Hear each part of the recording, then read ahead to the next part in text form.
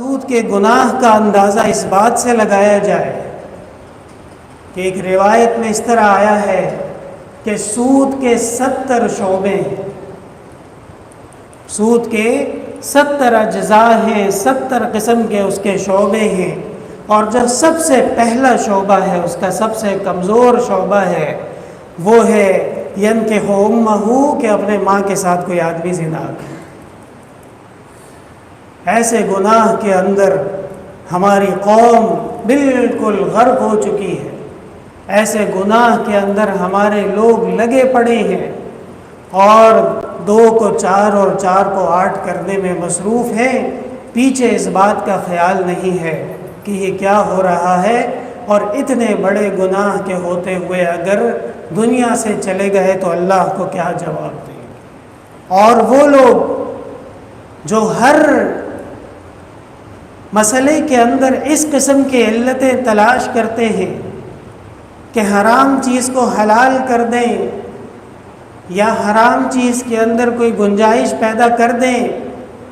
حدیث شریف میں آتا ہے الحلال بین والحرام بین، اے لوگوں مسلمانوں حلال بالکل واضح ہے۔ اللہ نے فرمایا وَمَا لَكُمْ أَلَّا تَأْكُلُوا مِمَّا ذُكِرَ اسْمُ اللَّهِ عَلَيْهِ، اللہ کا نام جن چیزوں پہ لیا گیا ہو، اللہ نے جن چیزوں کو حلال قرار دیا ہو، اللہ نے جن چیزوں کو تمہارے لیے کھانا جائز کیا ہو، اس کو کھاؤ، نہیں کھاؤ گے تو گناہ گار ہوگے۔ اور گزشتہ شب جمعہ میں ہمارے یہ تفصیل سے تفسیر آئی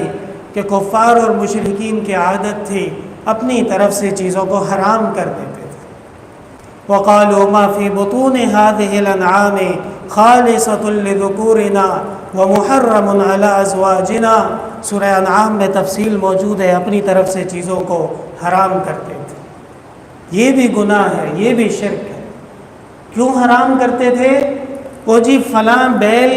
فلاں بابے کے نام پہ ہو چکا ہے، یہ ہوتی تھی وجہ۔ اب نہ اس سے کوئی بیٹھے گا، نہ اس سے کوئی کام مزدوری لے گا،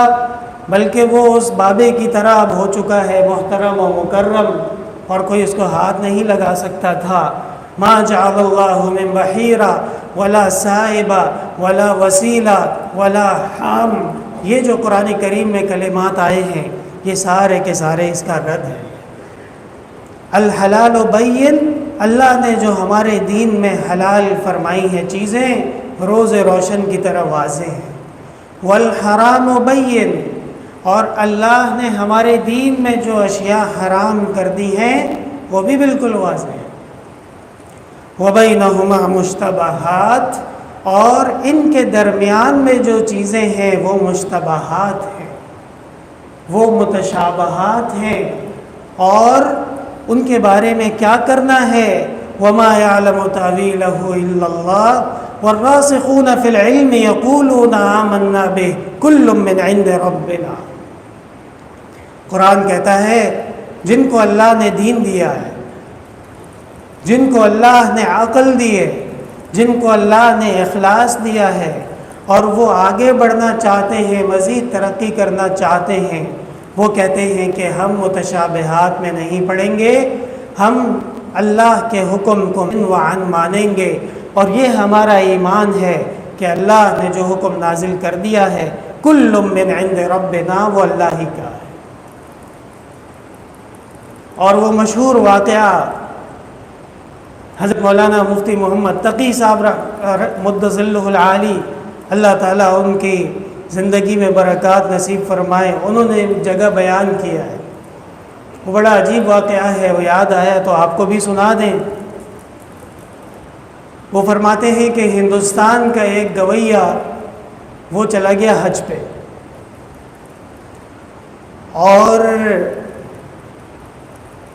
مکہ سے مدینہ جاتے ہوئے راستے میں کہیں اس کا ٹھہراؤ ہوا، اور پرانے زمانے کا طریقہ کہ قافلے والے جب کہیں رک جاتے تھے تو اشعار پڑھتے تھے، گیت پڑھتے تھے، گنگناتے تھے تاکہ وقت گزر جائے اور کچھ تھکاوٹ دور ہو جائے۔ تو وہاں اس جگہ پہ ایک عرب بدو گویا آیا، اور اس نے وہاں پہ آ کے گانے گائے، قصیدے پڑھے، تو یہ ہندوستان کا گویہ اس کی جب گانے سنے اس نے کہا یہ تو بڑی گندی آواز ہے، بڑی بھدی آواز ہے، اور کہنے لگا کہ اب پتہ چلا کہ اگر ہندوستان کے گویے کا گانا پیغمبر سن لیتے تو اس کو حرام نہ کرتے، یہ بدو کا گانا جس طرح کی آوازیں سن کے انہوں نے حرام قرار دیا۔ تو یہ وہ لوگ ہیں جو ہر مسئلے کے اندر اس بات کو آگے کرتے ہیں کہ جی یہ چیز تو اس زمانے میں تھی ہی نہیں،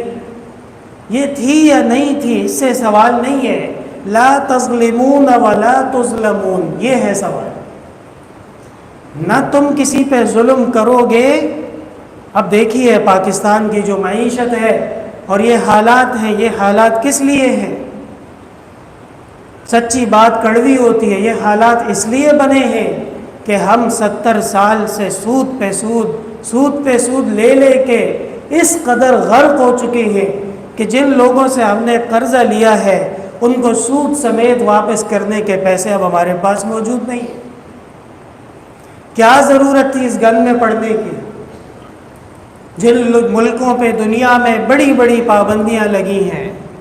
اور نہ وہاں آپ کوئی چیز امپورٹ کر سکتے ہیں نہ کوئی چیز ایکسپورٹ کر سکتے ہیں، کیا وہ بھوک سے مر گئے؟ خدا کی قسم آج وہ ہم سے شاید بہتر حالات میں ہوں۔ اس کی وجہ یہ ہے کہ اس قسم کی گندگیوں سے جو بھی بچے گا تو اس کی معیشت کامیاب ہوگی، لیکن ہمارے ہاں ببانگے دہل اس کو تو چھوڑیے، بلکہ انہی کے بغل بچے نکل آئے،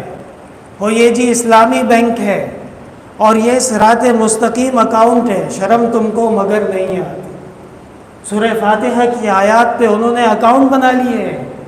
اور اس میں آپ پیسہ ڈالیں گے تو آپ صراط مستقیم والے ہو جائیں گے۔ اب پورے عالم کے دین کا معیار بینک کے اکاؤنٹ پہ ہو چکا ہے، اور کہتے ہیں کہ یہ اسلامی بینک ہے۔ کوئی اسلامی بینک نہیں ہے، ہاں کچھ فرق موجود ہے، وہ کھلے عام کہتے ہیں کہ ہم سود لے رہے ہیں، ہم سود دے رہے ہیں، اور یہ چھپ چھپا کے کوئی معاملہ کرتے ہیں، نام بدل دیتے ہیں، اور جو وہاں پہ سرچارج لگتا ہے سود کا اسے صدقہ کہتے ہیں، حالانکہ وہ وہی سرچارج ہے جو حرام ناجائز ہے، اور اس کے علاوہ دیگر چیزوں کو آگے پیچھے کر کے پیسوں کو گھما پھرا کے شریعت کے نام ان پہ رکھ کے مضاربہ اور مزابنہ اور کہتے ہیں کہ جی حلال ہو گیا۔